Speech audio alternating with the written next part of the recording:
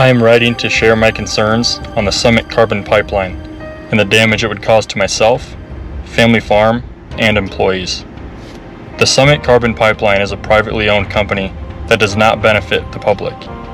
As a beginning farmer, I will not be compensated for my losses and expenses that I have spent to better the land. I have safety concerns for my family, neighbors, and livestock in the area. I am a sixth generation farmer, and my childhood days were spent with my great-grandpa, grandpa, and dad while I learned from them how to improve the quality of the land. Upon my high school graduation, I was able to purchase land with the assistance of a beginning farmer's loan. I took the classes, attended meetings in order to set up a payment plan and the necessary steps it would take to ensure the land would be cared for and have a high production rate. In 2020, I married my wife, with whom I now have 2 children. I take my son on the farm, and he loves it just as I did. Thankfully, with the beginning farmer's loan, I'm able to provide for my family and a future in agriculture for my son. Owning land and farming alongside my family has always been my dream, and I am happy to do so. Unfortunately, Summit Pipeline cuts right through the middle of the farm I purchased. The payment proposed by Summit Pipeline will not cover the losses and extra expenses that will incur. I, along with adjoining landowners, have spent millions of dollars on an extensive drainage system to boost production on our higher value crops. Summit Pipeline crosses, or is on top, of a 48-inch tile main, which is the outlet for 1,600 acres. Furthermore, I am an organic farmer. I do not use herbicides or commercial fertilizer to help restore the ground. To take care of the ground, I field cultivate, tine weed, and plant cover crops, and have many fields hand weeded and plowed, all to produce a crop that will support my family and be able to make payments on my beginning farmer loan. To add to my concerns, our family's employees. Our family farm employs 70 H-2A workers from Guatemala who live in a state-inspected housing provided by our farm. The pipeline would be within hundreds of feet of this housing. It is a hazard and could someday not pass inspection for our housing. Not having housing for our workers would be destructive to our farming operation, relating back to the fact that we are organic. These workers help with the hand weeding to keep our land cared for. This opportunity has provided jobs and a future for the community and the families as well. Lastly is my concern for the safety of myself, neighbors, and the livestock within a half mile of the pipeline. In a 3-mile radius, there are 12 private homes, some being century farms, 600,000 laying hens, and over 20,000 hogs. There can be the best plans to prevent and fix problems that may arise, but even perfect plans and precautions do not come with a promise of safety. In closing, I ask you to consider the future of my family farm, the expenses and the time that I have spent bettering the land to produce organic crops, and the safety of my neighbors. Our extensive tile work cost millions and hours of hard work, but it has proved to benefit many farmers, 1,600 acres, and allowed me the chance to continue farming the land so that my son can have the same opportunities and ultimately a place to call home. If Summit Carbon Pipeline has interested parties in having their land being used for the pipeline, could it not be rerouted? If private companies can assert eminent domain, how can our family farm survive the damages and difficulties and continue to better the ground? Good morning, guys. Welcome back to Ferris Farming Organic. As you could probably tell from that beginning 4 or 5 minutes, today's video will not be the most upbeat and fun video, but it'll be a very important video. Right now you can see in the background, I'm about 200 feet north of where all of our Guatemalans live, and right beside me is an intake. This is exactly where that pipeline is going to be cutting across this road headed east. They're that close to where they all live and sleep. Now that opening letter was a letter my brother Charlie wrote down to the Des Moines Register, I believe about a month ago, addressing this pipeline and Summit Carbon pipeline that'll be going through, hopefully not going through, but proposed to go through the land here where I live, where my brother lives, where all my neighbors live and farm. Obviously the H2A guys live up here. We're gonna go check out where they live and just what it means for us personally and them to have a house to stay in. We're going to go talk to some farmers that'll be affected by it, my neighbors. We will go show you guys exactly what it is going to do to the fields around us. Obviously highlighting that tile, that 48-inch main that helps everybody in the surrounding area. 1,600 acres. Let that wrap around your mind. 1,600 acres that tile drains for, and their pipeline is going to go right through it. So between this house right here and the house over there and that one is where all of our H2A workers stay. And this is their church, less than 250 feet away from the pipeline, which is going to be right in that field right there, is where all these guys live. Now, I have mentioned it many times, the importance that this crew does on our farm, and for them to have housing, which I have been to Guatemala, and I can tell you right now, what they have here in these houses is 10 times better than what they have down in Guatemala. So for us to have the opportunity to help them and them help us, this place right here serves as a spot they can come up to America, have an amazing opportunity to support their families, their communities, and this pipeline is less than 200 feet away. And like Charlie said in that letter, you can take all the safety precautions you want, but the second it doesn't pass a inspection, that means this housing right here is probably not going to be able to be used for them. Now, in that flyover I did while I was reading Charlie's letter is exactly where that pipeline is going to be going.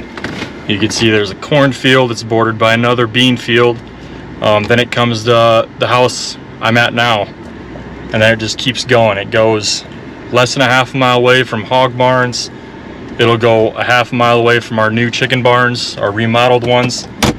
It goes a half a mile away from my home, my brother Charlie's home, a bunch of neighbors. I mean, it's gonna go right in the middle of our backyards. And the thing is, there's people that don't oppose it, that don't mind if they take the pipeline through their land. And if you haven't figured out already, we kind of do mind. And it's not just us, it's our neighbors. And it'd be one thing if it was a new, electrical thing going through to give us cheaper electricity, but it's not. It's not going to be benefiting the public. It's not going to be benefiting us, not our neighbors, not the livestock, not just, obviously, the farms, the crops. It's not going to benefit those. It's benefiting a private company, and right now the government is going to give them eminent domain to put this pipeline through our land, and that's just not something we want. So they've been trying to get this pipeline through for a few years now, and obviously people have had a lot of pushback on it. I think they're kind of just waiting until we crack, and I can tell you right now, we are not going to.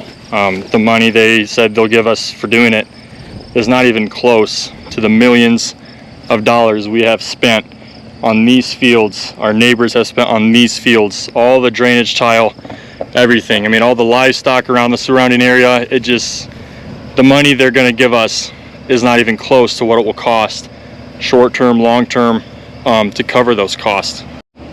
And it would mean a lot to me, my family, my neighbors. If you just share this video, I'm going to take a screenshot, post it on Facebook, share it on Facebook, Instagram, Twitter, your grandma, whatever. Just get it out there, because I know it's a pretty big thing right now, at least in our area. People talk about it a lot, but just get it out there that this is what's happening, and nobody's really stepping in to stop it besides the people that don't want it. The government, I don't think, should be able to grant a private company eminent domain to put a pipeline that will not benefit us or the people that it's going through. Also, I already said it, the money they're going to give us is not going to cover the cost of the damages and obviously our lives. Might be a little dramatic, but it's true. So now we are going to head to my neighbor's house, actually, and do a little, I won't really call it an interview, but kind of just get his opinion. I mean, it's going in his backyard also, so just getting his opinion out there, getting his voice out there, and just See what he thinks of the whole thing.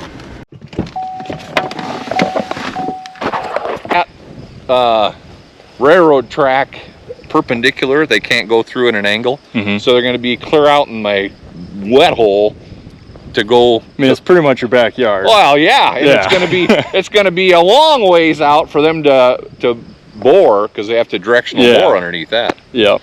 So absolutely. So this is John Bamert, my neighbor. The pipeline's pretty much going through his backyard. They're a private company, not for public gain. I mean, it's for them. And just kind of, what are your thoughts on it? You've been farming this area for... It took generations for us to finally get a tile system that neighbors could agree on. Yep. And we've grouped together and have a nice system set up. And now the pipeline's going to go right through it and tear it up. Yeah, and from my understanding, the money that they're proposing for us is not going to cover the damages that it'll do. They're not going to come back and, I mean, fix it for us. I don't know how you can fix a 48-inch tile. Yeah. And have it back the way it was when it was originally done. Absolutely. And then the neighbors that don't have a pipeline going through them, their water goes through that 48-inch tile. If there was a problem, I don't know how they would ever be paid for crop that they lost. Yeah. Because they're not in the pipeline, you know, in the land that they're taking. So. And then kind of what Charlie said in his letter, they can take all the safety precautions they want. They can, I mean, even if they inspect it every year, all it takes is one time, something bad to happen. I mean, even if it happens away from your house, it's still something bad going on. Yep, and the plume, where's the plume going to go? Well, when you're not far from the pipeline, it doesn't take very long for the plume to get to you. Nope, absolutely not. Yep. So we've been kind of talking a little bit about just the way they're going about it, and I'm just going to ask you to just reiterate kind of what you just told me. Well, one other thing I was going to bring up is the field they want to go through. I've switched my farming practices to strip till and cover crops so that I could get involved with carbon sequestration, so I'm signed up for carbon credits. But if they put the pipeline through there, that's going to eliminate that field of being able to capture carbon credits. So they're going to eliminate my possibility of doing something for the environment, you know, for them to put their pipeline through. Yeah, and I've said it multiple times in this video, they're in it to make money, not to care about the little guys like us that put all the time and effort into making this land more farmable for us. Obviously that 48-inch pipeline, or the tile that we've mentioned multiple times. And then one more thing, we talked about they're giving money to people that just sign it and don't stand to fight it, and it's kind of a sad situation. They obviously have more money, as that company does, than us little guys out here. So it takes everybody to kind of just stand up to them and get it to not pass. I mean, it's going to change a lot for people around here, and whether people know it or not, their opinion does matter. I mean, if they sign it on, that's pretty much telling us that we got to quit living the way we live, quit farming the way we farm. Yep, nope, I agree with that. Yep, absolutely. Okay, so A, it's really hot outside. B, that right there, that conversation, I mean, I didn't video the entire thing just so I could get a better, because obviously when the camera comes on, you forget things, you don't say everything you want to say.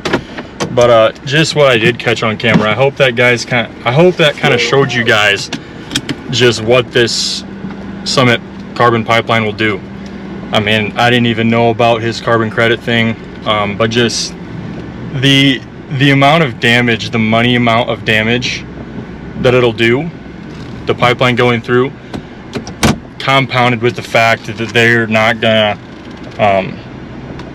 pay us even, I would say, 10% of the damage that it'll cause, especially that pipe or the tile main that drains 1,600 acres around this area. Like you said, when I talked to him, it took us a long time for all of us to agree on a good thing that'll help everybody in this area, and now that's all going to get thrown out the window by a multi-million-dollar company that wants to put a pipeline through to make more money for them, which is sad. And I didn't video it, but if it does go to court to get, you know, overturned or whatever, they have a lot more money than us. I mean, all the farmers around here combined, they're gonna have better lawyers, they're gonna have better just better everything. So if we don't stop this before it goes to that point, it's not going to matter. I mean, they're gonna keep coming at us until they get their way. So just making this video, showing you guys how it will affect us, people around me, my neighbors. I haven't even gone to the chicken barns and showed you guys how close it is. That flyover with the drone, I hope gave you a little bit of perspective, how close it was to the H2A guys, how close it was to the hog barns. Where I started the drone video was about a quarter of a mile from his son, John's son Jack's house, which is just, I mean, that's really close. You wouldn't, people hate windmills by their farm or their houses. Imagine a pipeline going through. It's just not good. It's not good. It's not good. Yeah. So obviously we've talked to my neighbors. We've showed you guys where or how close it is to the H2A guys, and just obviously that sparks room for concern when you're that close. And then I mentioned, or Charlie mentioned in his letter, that it's going to go right through our backyard, his backyard, my backyard. I mean, he's got kids. I'm hoping someday I can have kids too. Sparks room for concern. Obviously, we haven't mentioned, or I think John maybe did, just all the crops that they're going to put that through, also the effect it'll have on them. Mentioned it before, it's all for their gain. It's not for us. So if you guys could share this video with anybody and everybody, just get it out there that this is what they're doing, and it's not the way to go about things. So just to add to the list of things that this pipeline could potentially ruin for us and our neighbors, I want to make this point very clear. This video is not just about me and my family and how this pipeline will affect us. It's about the neighbors. It's about their livestock. It's about our livestock, our crops, all of our crops together. And then just from a moral standpoint, that people with money just can't do what they want. This pipeline kind of, I guess in my opinion, kind of shows a lot of people that if you have money and you are money hungry, as I would put it, this pipeline is only going to give them money in their pockets. It's not going to benefit us. Even if they gave us all $200,000 to fix everything that's broke, it would not cover that 48-inch tile, this irrigator potentially being ruined, all the crops it's going through. It won't cover that. So that's kind of the reason I'm making this video. It's kind of the last stand, I would put it, for us small guys going up against the big companies with all the money. This irrigator just kind of shows it. We share this irrigator with our neighbor to the west. This covers roughly 300 acres combined between our fields and their fields. It's been in our family, their family, for countless years, ever since I can remember. So it just adds to the list of things that this pipeline could possibly damage and just completely get rid of.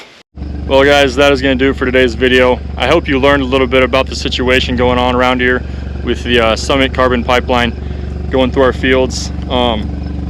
Once again, just please share this video, get it out there, get the information out there of what these guys are trying to do to our land, the land we farmed for countless years, the land my brother has bought to start his family, to provide for them.